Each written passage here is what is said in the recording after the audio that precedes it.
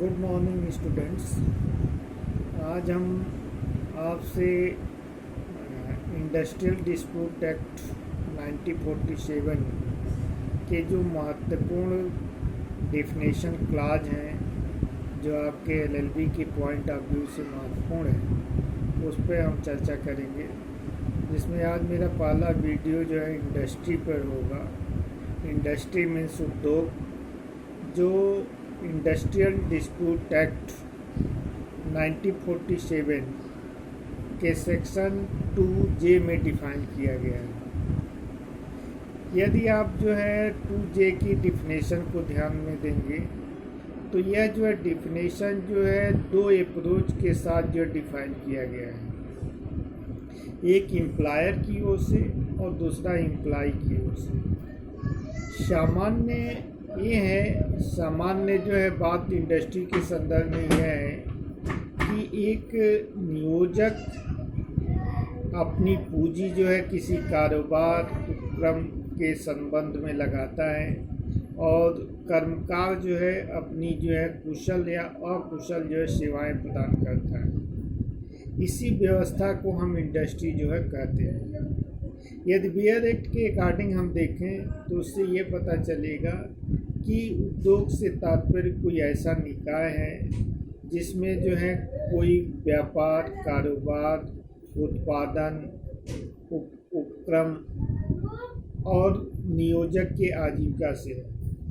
दूसरी ओर जो है यह जो है श्रमिकों के जो है कुशल अकुशल सेवा से और उनकी आजीविका से। इस डिफिनेशन के बाद इसके इंटरप्रिटेशन का जब इशू आता है तो हमें कुछ बातों को विशेष रूप से ध्यान में रखना चाहिए कि यह जो इंडस्ट्रियल डिस्प्यूट एक्ट है यह एक सोशल सिक्योरिटी लेजिस्लेशन है, सामाजिक सुरक्षा संबंधी विधायक है, जिसमें न्यायालय का अप्रोच श्रमिकों को अधिक से अधिक लाभ पहुंचाना है। इसीलिए न्यायालय ने इस जो है डिफिनेशन का बहुत ही वाइड इंटरप्रिटेशन जो है करती चली गई।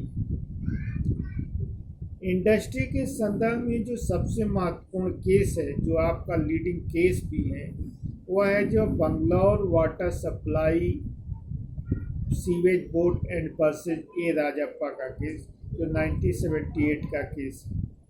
इस केस में 7 जजों की बेंच ने जो है इंडस्ट्री के संदर्भ में बहुत ही महत्वपूर्ण सिद्धांत जो प्रतिपादित किए। इस सिद्धांतों में जो है ट्रिपल टेस्ट के नाम से जो है जो सिद्धांत विकसित किया गया है वह बहुत ही महत्वपूर्ण है, उसको जानना बहुत जरूरी है। वह ट्रिपल टेस्ट क्या है, जिसके बेस पर ही जो है बाद के न्यायालयों ने विविध प्रकार के संस्थाओं को जो है यह डिसाइड किया है कि वह संस्था इंडस्ट्री है कि नहीं। वह ट्रिपल टेस्ट ये है कि किसी भी संस्था को उद्योग होने के लिए वही पहली बात तो ज़रूरी है कि वह सिस्टमेटिक जो है चल रही है, सुव्यवस्थित जो है चल रही है, और उसमें एम्प्लॉयर और एम्प्लॉय के बीच जो है कोऑर्डिनेशन हो, सहयोग हो। और तीसरी बात जो है कि उसमें माल और सेवाओं का उत्पादन होना चाहिए। यह यदि जो है चीज़ें पाई जाती हैं तो वह संस्था जो है उद्योग की कैटेगरी के अंतर्गत आता है। इसके अलावा भी जो है इस केस में न्यायालय ने कुछ महत्वपूर्ण बातों के बारे में चर्चा की कि यदि कोई जो है संस्था सॉवरेन फंक्शन कर रही है तो वह इंडस्ट्री नहीं होगी। इसके अलावा जो है यदि जो है केवल धार्मिक हित के लिए जो चीज़ें संपादित की जा रही हैं तो वह जो इंडस्ट्री नहीं होती। प्रशासनिक कार्य जो है इंडस्ट्री के अंतर्गत नहीं आएंगे जो है।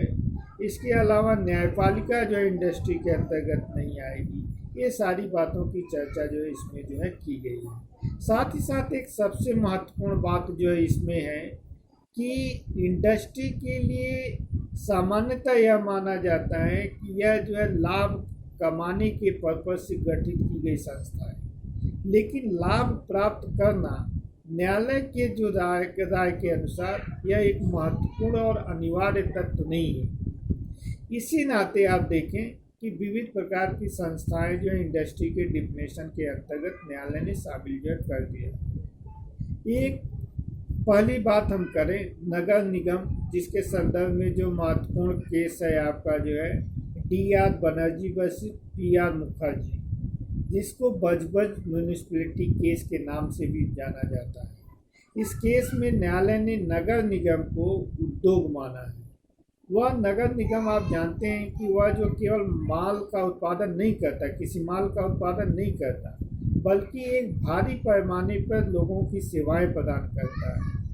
तो सेवाएं प्रदान करना भी जो है भले उससे लाभ प्राप्त न हो, न्यायालय ने माना है कि वह जो है इंडस्ट्री है। इसी प्रकार से हॉस्पिटल के संदर्भ में देखें जो है आप जो है बॉम्बे हॉस्पिटल वर्सेस मजदूर सभा जो है, इसके अलावा सफदरजंग हॉस्पिटल के केस को देखें, जिसे न्यायालय ने जो है हॉस्पिटल को भी जो है इंडस्ट्री की कैटेगरी में जो है रखा है, क्योंकि यहाँ भी जो है नियोजक और एम्प्लॉय के माध्यम से जो है उस संस्था को जो है संचालित जो है किया जाता है और समाज की सेवा जो है प्रदान जो है की जाती है।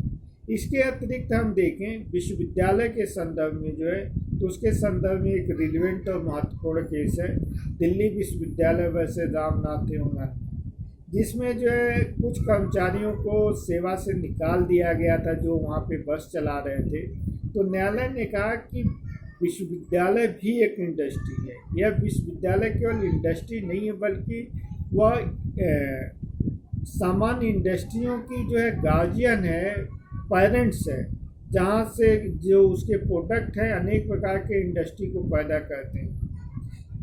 लेकिन उसका लाभ पाने के लिए यह नहीं है कि पूरा विश्वविद्यालय के सभी प्रोफेसर भी इसके लाभ प्राप्त कर पाएंगे। उसका इंडायरेक्ट एक्ट का लाभ प्राप्त करने के लिए वह संस्था उद्योग के कैटेगरी में आना चाहिए। साथ ही साथ जो है वह जो है कर्मचारी जो है श्रमिक के डिफिनेशन के अंतर्गत आना चाहिए, तभी जाकर के वह जो है इंडस्ट्रियल डिस्प्यूट एक्ट का लाभ जो है प्राप्त कर सकता है। इसी अप्रोच के साथ आप देखेंगे जो है कृषि संबंधित संस्थाएं जो है, इसके अलावा जो है मीडिया, ये सारी संस्थाएं जो है इंडस्ट्री के कोर्ट में न्यायालय ने जो है शामिल जो है करती जो है चली गई।